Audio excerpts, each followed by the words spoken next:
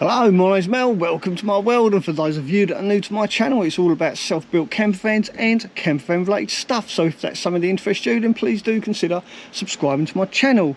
Now today is Wednesday, so this is Waffle on a Wednesday, where I answer your questions to the best of my ability. Now a little while ago I made a video about these outside laundrettes, and since making that video I get asked quite frequently, how do you find your nearest outside launderette? Well, all these laundrettes are owned and operated by a company called Revolution, and they have a location finder on their website, and I will put a link to that location finder in the description of this video. Not only this video, but also all my future videos. I will set it as a default, so every video I upload from now on will have a link to where you can find these outside laundrettes. And hopefully that makes it a lot simpler for you guys. So if you don't subscribe to my channel, now's the time to subscribe. That way, if ever you need to find one of these laundrettes, all you got to do is go to any one of my videos and you'll find a link in the description. So whilst I wait for my laundry to be laundered, I shall make this week's Waffle on a Wednesday. So let's get this week started by reading out some of the comments from last week's video regarding the tracker. Is it a good idea to chase your stolen vehicle if it's fitted with a tracker, and has anyone actually got help from the police retrieving their stolen vehicle? This was a question from last week. I asked you to let me know if anyone has experienced this. Did the police come to your rescue? I'm quite surprised at the response I got about this, so I'm just going to read these out. And this comes from Graham Moore. When my Vespa got stolen, the police went to the thief's house and got it back. Congratulations. So Graham got his Vespa back and it was fitted with a tracker. Right, now the other side of the scale, this is quite shocking actually. Let me find this other response. I'm just going to read this out because I was quite shocked by this. And this comes from Darren Coleman. I'm a parent of a disabled child. As such, I have contact with others in a similar position. A lady who will remain anonymous here had her disability car stolen. In the car was a custom-made wheelchair, a hoist designed specifically for her daughter. This vehicle had a tracker fitted. The police made little effort to track the vehicle down. By the time they could spare the manpower, it had been stripped of all its specialist equipment. This was a theft from a single mum who had a full-time carer, who was a full-time carer for her daughter. That is really sad. That is tragic, that is. And I responded by asking about insurance. Did the insurance company replace, or did her insurance company replace the vehicle? Unfortunately enough, the insurance company did cough up and she did get a new vehicle with all the equipment fitted, but there was a massive delay. She had to wait a couple of months. So that poor girl had to go a couple of months without her disability car, basically. Absolutely unbelievable. On a lighter note,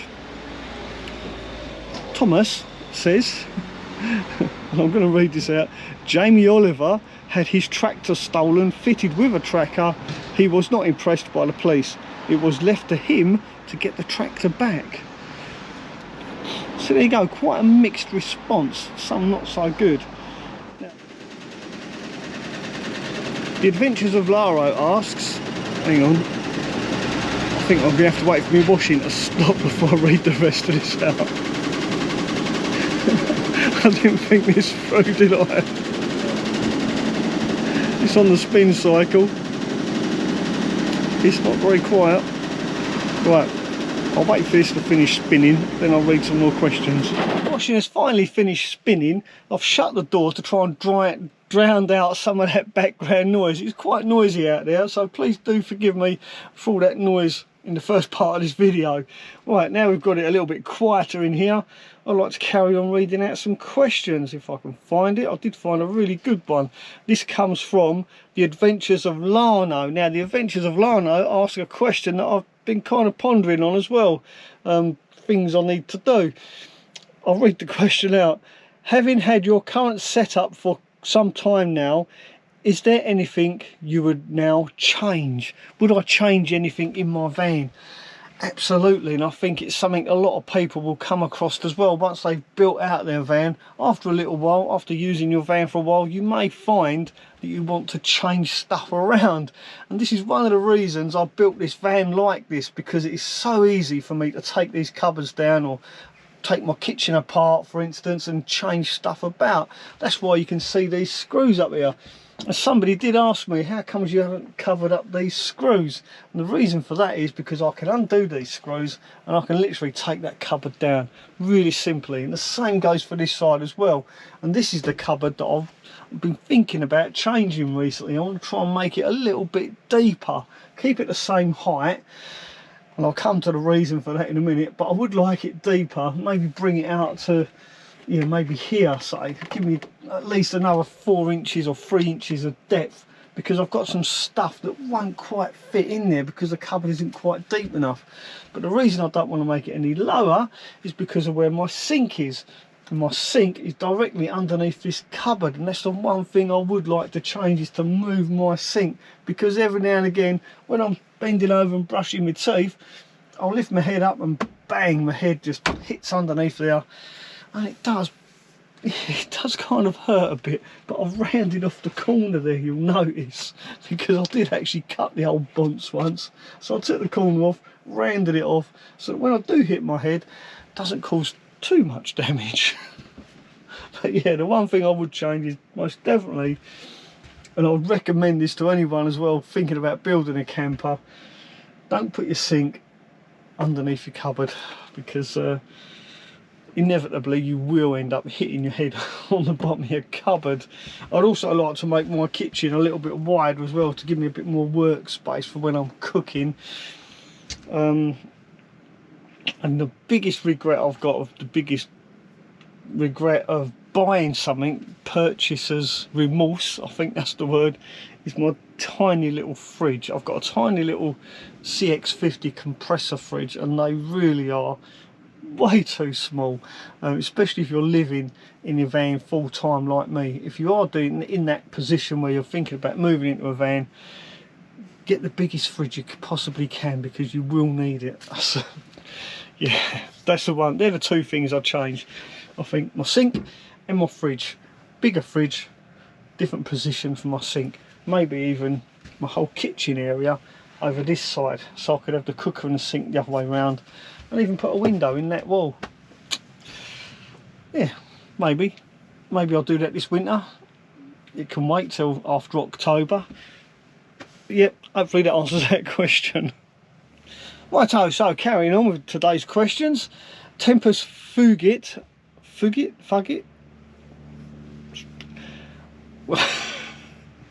You kids have some strange names. I do apologise if I pronounced that wrong. Anyway, they asked, unrelated question to van life, but still a question nevertheless. Have you ever found anything interesting whilst diving, Mel?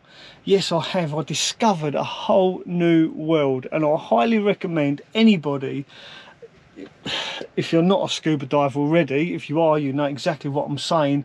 If you get an opportunity to go on a try dive, like you're on holiday and the hotel has a dive school built in with that complex, which is quite often the case in places other than the UK. But even in the UK, the diving is fantastic. But what I'm trying to say is, yeah, if ever you get the opportunity to go on a try dive, and what that means is you'll get a qualified, fully qualified scuba diver pretty much tether themselves to you and hold on to you and take you on a little tour of a local reef.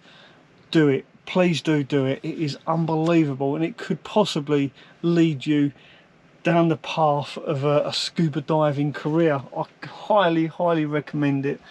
I can't emphasise that enough, but if you do ever get the chance to go scuba diving, then take that chance, because it will open your eyes to a whole new world. Now, I've got a lovely message from Australia, from Mary Hass. She says, happy birthday, Mel. Hope you find some gems. I'm going fossicking on Thursday, the 23rd, for my birthday. I've travelled to Gympie, Queensland, Australia. Well, happy birthday, Mary. I hope you actually find some lovely gems yourself in Gympie. I actually know where Gympie is. That's there's a big factory there, the Nestle factory, where they make Nespresso coffee. Yeah, believe it or not. Yeah, something interesting for you. Not many people know that. But also Gympie is it's a mining town. There's a lot of gold around that area, so yeah, I'm sure Mary's gonna have a wonderful time. I'm really jealous. So yeah, happy birthday, Mary. If you find a nugget, let me know.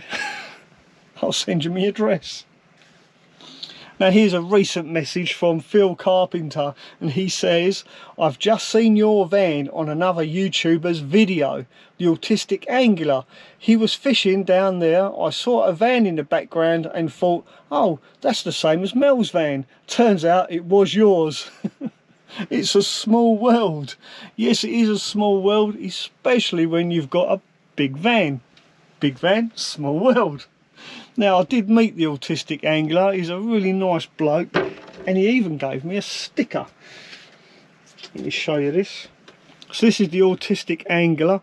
Please go check him out. I'll put a link in the description. I'll even put a little banner up there to the video that Phil is talking about, and you can clearly see my van in that video.